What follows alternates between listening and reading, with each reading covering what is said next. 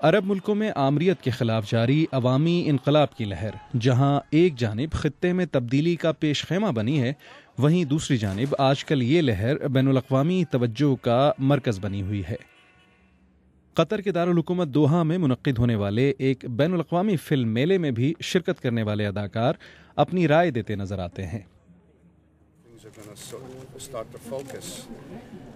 ان دنوں تو تازہ انقلاب کے باعث عرب ممالک افراتفری کا شکار نظر آ رہے ہیں، تاہم ہماری خواہش ہے کہ حالات کی تصویر واضح ہو جائے اور یہاں ایک بہتر جمہوری عمل کا جلد آغاز ہو، کیونکہ یہی اس انقلاب کا اصل ثمر ہوگا۔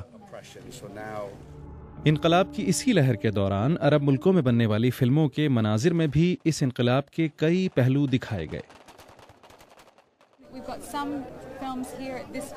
اس فلم میلے میں کئی ایسی عرب فلمیں نمائش کے لیے آئی ہیں جو انقلاب پر مبنی ہیں، جبکہ اگلے سال بھی ایسی فلمیں نمائش کے لیے پیش کی جائیں گی۔ عرب خطے کے فلم ساز اور اداکار عرب انقلاب پر مبنی فلموں کی ضرورت کو بڑا اہم قرار دیتے ہیں۔ یہ بہت ضروری ہے کہ ہم اپنی فلموں میں عرب انقلاب کی وجہ سے پیدا ہونے والے حالات عوام کو دکھائیں۔ جیسے ایک مصری شہری ہونے کی بنا پر میں مصر کے انقلاب کی کہانی ساری دنیا کو ایک فلم کی شکل میں دکھانا چاہوں گا۔